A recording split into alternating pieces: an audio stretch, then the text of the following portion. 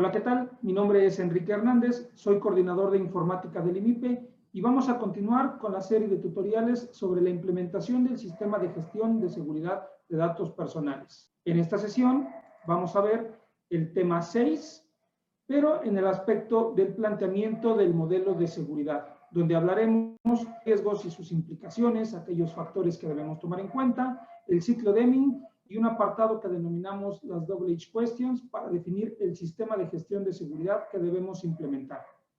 Para plantear este modelo de seguridad, debemos considerar que los activos deben asegurarse y para ello debemos considerar implementar un modelo. Existen muchos modelos en el ámbito mercantil, en el ámbito financiero, en cualquiera de los ámbitos que se desarrollen en nuestras instituciones.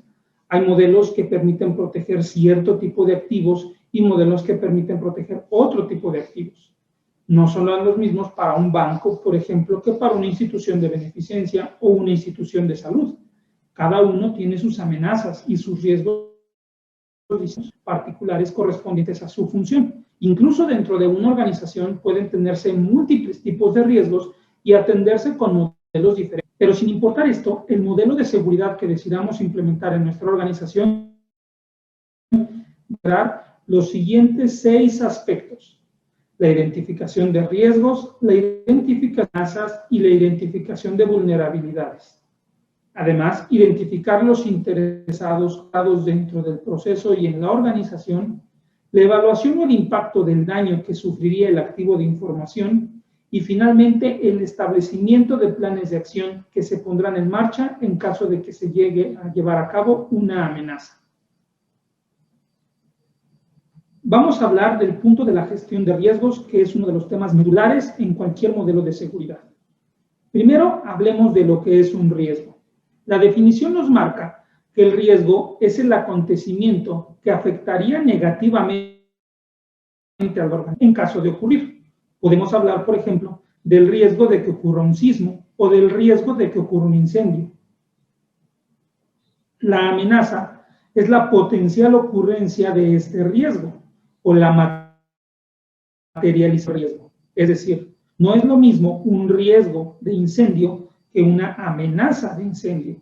El riesgo del incendio es el acontecimiento que puede ocurrir. Es cuando realmente puede ocurrir. Si yo me doy cuenta que en mi organización incendiar mis expedientes,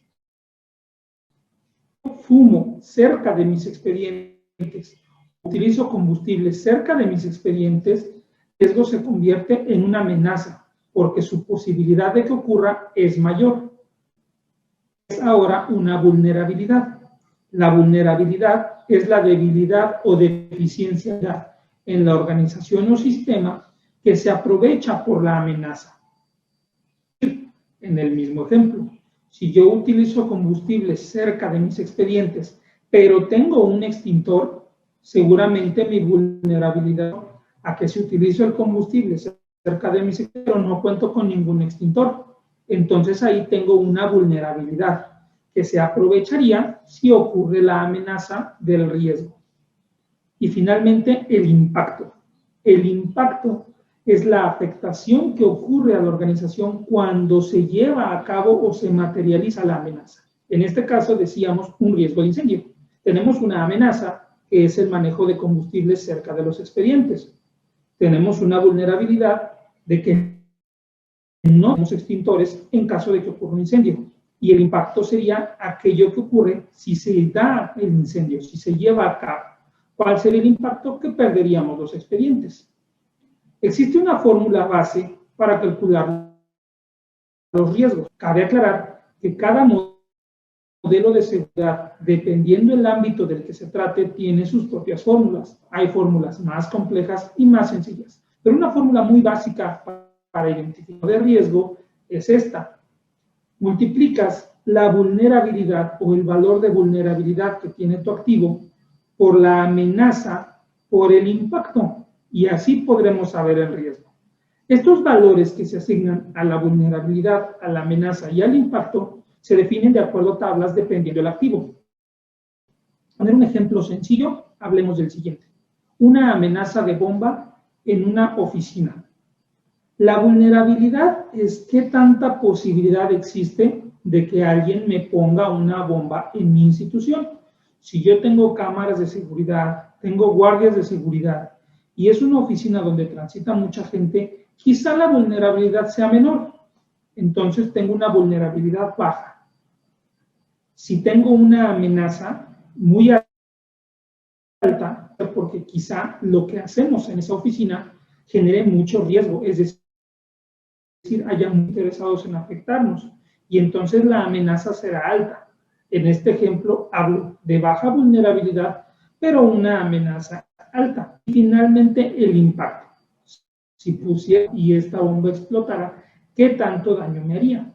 Quizá yo hablo de una institución o de una oficina con muros reforzados, con puertas de acero, y entonces si explotara una bomba no habría gran daño. Pero tal vez hablo de una sede donde tengo un edificio quizá viejo y con pocas medidas de seguridad, y entonces el sería más alto. Cuando nosotros aplicamos esta fórmula, podemos evaluar el riesgo. El riesgo no es igual para todas las instituciones. No corre el mismo riesgo un instituto de transparencia, o no tiene las mismas amenazas un instituto de transparencia que las tiene, por ejemplo, una sede de la policía, o que la tiene, por ejemplo, una prisión o un banco. Podemos tener las mismas vulnerabilidades, las mismas amenazas y el mismo impacto, pero cada uno con un valor distinto, y por ende tenemos un factor de riesgo diferente en cada uno de los escenarios. Cuando hablamos de gestión de riesgos o de risk management, por su término en inglés, debemos entender algo. No existe la seguridad total. No hay forma de que nosotros seamos invulnerables. Por muchos recursos, por mucha tecnología que tengamos, siempre van a haber amenazas. De la seguridad total. Los riesgos y amenazas van a existir siempre, sin importar cuántos recursos destinemos. Por supuesto, podemos reducir esos riesgos o dejarlos muy amplios, pero siempre va a existir riesgos. Es por ello que debemos gestionar estos riesgos y debemos identificarlos, identificar las amenazas y las vulnerabilidades, y un nuevo factor, los involucrados o stakeholders. Estos stakeholders o involucrados son las personas que tienen que ver con esos riesgos. Las personas propias de la organización o dentro de la organización o externas y ajenas a ella.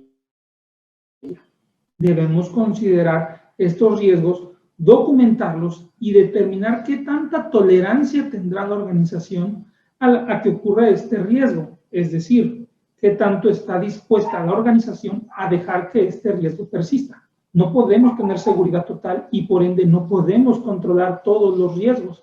Así que la organización debe definir cuáles riesgos está dispuesta a tolerar y hasta qué grado los va a tolerar.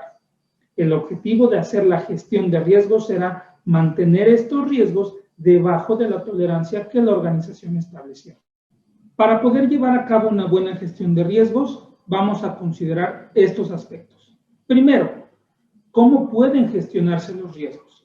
Los riesgos pueden prevenirse, transferirse, minimizarse o mitigarse y asumirse o aceptarse.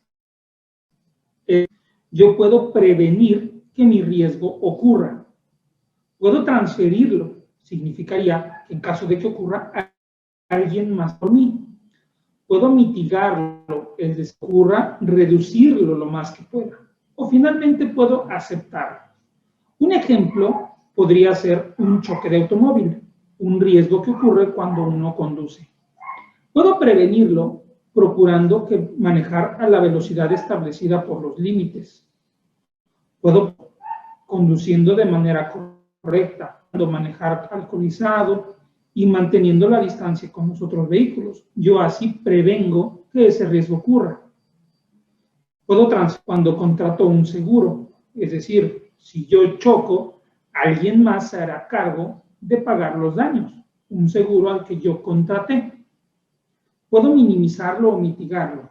De esta manera, quizá yo le pongo medidas a mi vehículo para que cuando choque no se destroce. Puedo ponerle quizá impacto a los cristales para que no se hagan pedazos. De esa manera yo mitigo de que mi vehículo se vea destrozado en el coche. Y puedo asumirlo o aceptarlo, es decir, pues si choco, ya ni modo, ya pasó, ya choqué. Eso es cuando yo acepto un riesgo. Hay riesgos, aunque pudiera parecer un tanto ilógico, que se asumen o se aceptan, porque no está bajo nuestro control y no hay manera de que nosotros los transfiramos o los mitiguemos. Entonces terminamos por aceptarlos. Sin importar la medida que nosotros elijamos, la prevención, la transferencia, la mitigación o la aceptación del riesgo, debemos establecer un plan de acción. Incluso un riesgo puede establecerse en las posibilidades. Puedo primero prevenirlo y después hacer un plan para transferirlo en caso de que ocurra. Y finalmente el riesgo residual, determinarlo por aceptar. No necesariamente tengo que elegir solamente una de las opciones. Y para ello voy a establecer mi plan de acción. ¿Qué voy a hacer para cada uno de ellos? Estos planes de acción deben ser sistemáticos, estructurados, repetibles, eficientes y adaptables. Es decir, siempre que ocurre el riesgo, yo lo voy a atender de la misma manera. Por eso son sistemáticos. Primero el paso A, después el paso B, después el paso C y después el paso D. Deben ser estructurados, es decir, deben tener una lógica de cómo voy a atender mi plan. Debe ser repetible, es decir, si ocurre el mismo riesgo más de una vez, puedo tener un plan que no se pueda repetir y que solo se haya ejecutado la primera vez. Si ocurre una segunda o una tercera, mi plan debe poderse repetir. Si yo dijera, por ejemplo, que solamente voy a destinar recursos para comprar una póliza de choques para un solo choque y choco 2 veces, mi plan ya no me funciona. Entonces yo tendría que tener un plan que me permita la repetición de riesgos. Debe ser eficiente. No puedo tardarme tanto tiempo para recuperarme del riesgo. Debe ser un proceso rápido. Si yo contrato un seguro, no debo tardar horas y horas en los trámites para que el seguro me atienda. Su respuesta debe ser eficiente y rápida. Y finalmente debe ser adaptable. No porque ocurre el mismo riesgo va a ocurrir bajo las mismas circunstancias y mi plan no puede ser tan rígido que yo no lo pueda seguir debido a algunas variaciones. Debe ser adaptable. Mi plan se debe de adaptar a la circunstancia en la que yo me encuentre. Como resultados de estos planes de acción, tendremos siempre riesgos secundarios y riesgos residuales. Los riesgos secundarios son aquellos que ocurren de forma paralela a un riesgo primario. Por ejemplo, en el caso del choque, mi riesgo secundario es que yo lleve un acompañante que requiera atención médica, porque mi riesgo es darle un daño al acompañante. Ese es un riesgo secundario, paralelo al primer riesgo. El riesgo residual es aquel que ocurrirá cuando atendemos el riesgo principal. Es decir, si yo chocar es mi riesgo principal. Mi riesgo residual será qué voy a hacer cuando utilizar mi vehículo debido a que está dañado por un choque. Es decir, yo ahí tengo un riesgo. El cómo me voy a mover por no tener mi vehículo. Pero este riesgo surge tras haber llevado a cabo mi primer riesgo, el riesgo principal. La gestión de riesgos debe considerar a todos los involucrados o stakeholders, ya que son ellos los que resultan en los factores amenazantes y son quienes deben actuar conforme al plan de acción y los que recibirán el impacto de la ejecución o implementación del plan. Los involucrados serán las personas internas y externas de la organización que atenderán este plan de riesgo. Si yo choco en el vehículo de la empresa, debo tomar en cuenta del jefe de la empresa, debo tomar al ajustador de seguros, debo tomar en cuenta al personal que iba en el vehículo, debo tomar en cuenta a la otra persona si es que choqué con otro vehículo. Y ahí podrá varios interesados, incluso debo tomar en cuenta al oficial de tránsito o a los de la ambulancia en caso de que recibiéramos atención médica. Todos ellos se vuelven interesados en el riesgo, interesados que surgen a raíz de que el riesgo se lleva a cabo. Hay algunos externos, como el oficial de tránsito, como el ajustador de seguros, como el del otro vehículo, Y hay algunos internos, como el jefe de la empresa, la persona que llevaba el vehículo y los compañeros que estén ahí. Cada uno es un involucrado y, por tanto, un interesado en el evento. Y cada uno deberá realizar ciertas acciones para que el plan ocurra. El ajustador de seguros deberá actuar de determinada manera conforme a nuestro plan. Si yo iba a cargo del vehículo, yo debo actuar de cierta manera conforme a mi plan. Mi superior seguramente tendrá que actuar de cierta manera conforme al plan. El agente de tránsito deberá actuar de cierta manera y debo considerar eso dentro de mi impresión, ya que serán ellos o seremos nosotros quienes lo llevaremos a cabo. Finalmente, debemos entender que los stakeholders internos o externos y debe de considerarse. Esto es importantísimo. No podemos hacer un plan de gestión de riesgos si no consideramos a los involucrados, ya que estos involucrados serán quienes se vuelvan un factor en que nuestro plan se ejecute de manera correcta o que se ejecute de manera incorrecta y por ende no tengamos éxito y generemos más riesgos. Ahora hablaremos de un nuevo punto, ciclo Deming.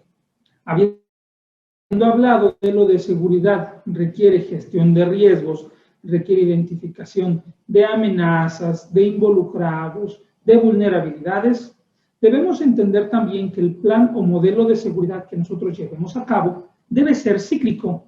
En la diapositiva anterior mencionábamos que debe ser sistemático, estructurado y repetible. Esto nos habla de un modelo cíclico. Y para ello vamos a tomar como base el ciclo Deming. Es un ciclo de calidad total que se denomina así porque busca siempre de los objetivos y el mejoramiento de los objetivos planteados a los que se le implemente el ciclo. Se debe así a quien lo creó, que fue la persona de apellido Deming. Este ciclo se compone de 4 etapas: planear, hacer y actuar, y se repiten constantemente. Planear corresponde a la actividad de definir qué voy a hacer cuando hago mi planificación. Un modelo de seguridad debe tener planificación de lo que llevaremos a cabo. Hacer corre segunda etapa y se refiere propiamente a eso, a ejecutar o a llevar a cabo lo que planeamos. Verificar o check, por su término en inglés, corresponde a la evaluación y verificación de lo que hicimos en la etapa previa. Y finalmente, actuar o actuar corresponde a qué vamos a hacer como resultado de la verificación y de la evaluación que realizamos. Para entenderlo mejor, yo hago mi plan en la etapa de planeación, lo llevo a cabo en la etapa de ejecución, verifico y evalúo mis resultados en la etapa de la verificación y finalmente tomo decisiones con base a los resultados obtenidos. De estas decisiones, nuevamente modificaré mi plan y entonces nuevamente tendré un plan, lo llevaré a cabo, lo verificaré, tomaré decisiones y nuevamente planearé, llevaré a cabo, verificaré y tomaré decisiones. Por eso se le denomina ciclo, porque son fases cíclicas. Cualquier modelo de seguridad debe tener una base cíclica y se recomienda el ciclo Deming. Vamos a tener un ejemplo con un proyecto. El proyecto que yo quiera debe contestar las siguientes preguntas. ¿Qué voy a lograr con él? ¿Cómo lo voy a lograr? ¿Qué debo de hacer para lograrlo? ¿Quién debe hacerlo? ¿Cuándo debe hacerlo? ¿Y cómo debe hacerlo? Estas 6 preguntas pueden llevarnos a la fase del plan. Las 6 nos llevan al plan. ¿Qué, cómo, qué, quién, cuándo y cómo voy a hacer lo que pretendo hacer? Ese será mi plan. Después lo tengo que llevar a cabo. Eso es la fase de actuación o de hacer. Finalmente, cuando ya debo preguntarme, ¿cómo si logré mis objetivos que planeé? ¿Cómo voy a medir mis resultados? ¿Cómo sabré qué tanto logré mis objetivos? A veces escuchamos que se dice, se logró en un 80% la meta. Bueno, ¿cómo voy a saber que fue en 80%? ¿De qué manera lo medí para determinar que fue ese 80%? Estas dos preguntas corresponderán a la fase del check o a la fase de la verificación. Finalmente, en la última fase, que es la actuación o la fase de lo que planeé, voy a preguntarme, si no logré mis objetivos, ¿cómo corrijo mi rumbo para lograrlos? Y si sí los logré, ¿qué sigue? Pongamos un ejemplo. Una empresa determina que va a generar 1000 productos del producto que tenga. ¿Qué va a lograr? Producir 1000 productos. ¿Cómo lo va a lograr? Bueno, va a contratar el doble de personal que tiene actualmente. ¿Qué debe hacer para no capacitar a este personal para que pueda generar los 1000 productos? ¿Quién generará los 1000? ¿Quién lo hará? Bueno, el personal que está contratado. ¿Cuándo deberá hacerlo? Yo hago una meta y un tiempo. Generaré 1000 productos en 6 meses. ¿Cuándo deberán hacerlo? En 6 meses. ¿Cómo lo harán? Seguramente estableceré procedimientos para generar mi producto.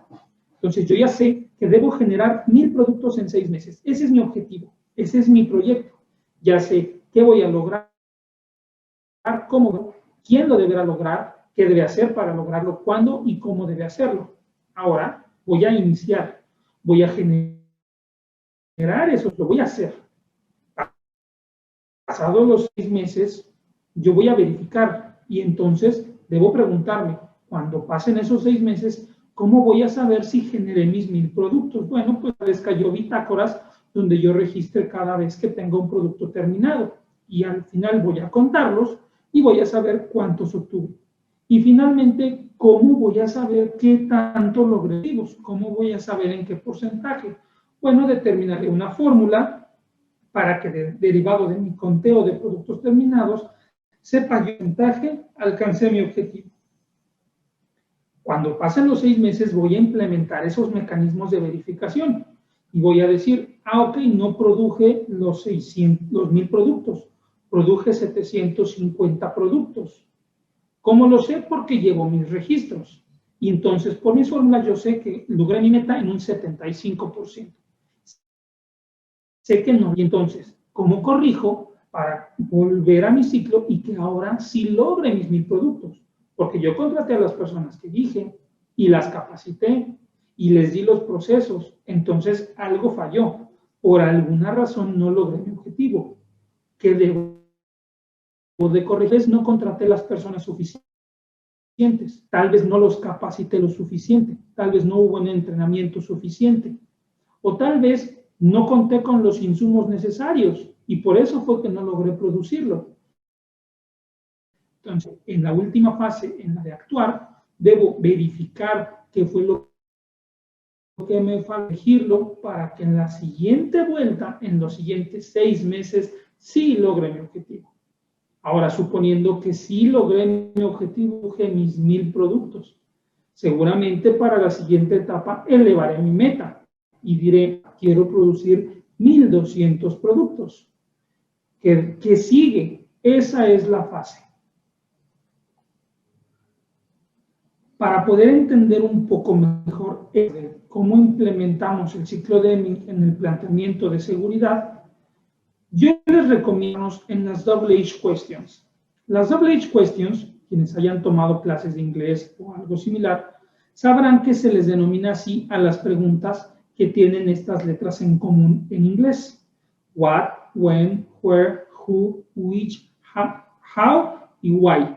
Estas preguntas todas tienen la W y la H en ellas. Por eso se les denomina Double H Questions. Estas mismas Double H Questions las podemos llevar a la implementación para hablar de qué debo de hacer en mi organización. Para implementar un proyecto o para llevar a cabo un trabajo. What? ¿Qué? ¿Qué debo de proteger? Recordemos que hablamos de un modelo de seguridad. Entonces, lo primero es el what. El qué debo de proteger.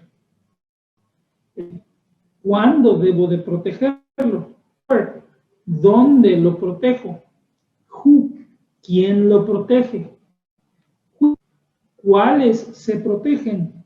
why, por qué debo protegerlos, y how, cómo debo de protegerlos.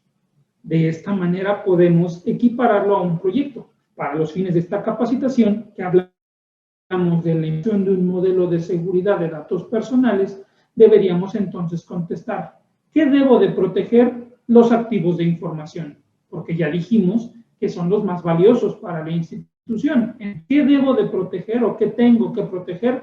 Mis activos de información. ¿Cuándo debo proteger mis activos de información? Mientras estén en mi poder, mientras yo les dé tratamiento. ¿Dónde debo de protegerlos? En donde yo los tenga. Si los tengo en físicos o electrónicos, como sea que se encuentren, yo debo de protegerlos. ¿Quién los protege? Los protege el responsable o los responsables de la organización que los tienen en su poder. ¿De mis activos de información debo de proteger? En este caso, dado el contexto de datos personales, debemos de proteger aquellos de información que contengan datos personales. ¿Por qué debo protegerlo? Bueno, porque la ley como normativa que debo de proteger, pues tengo una obligación legal o normativa y por ello debo protegerlos. ¿Cómo los protejo? Y esa es la pregunta central. Ya sé que debo de proteger mis activos de información y ya sé que los debo de proteger mientras los tengo yo y ya sé que debo proteger a aquellos datos personales y ya sé que es mi trabajo protegerlos. Pero la pregunta del millón es, ¿cómo? ¿Cómo se protegen? Justamente para eso es que vienen a colación temas de gestión. Y bueno, con esto concluimos la sesión. IMIPE, órgano garante.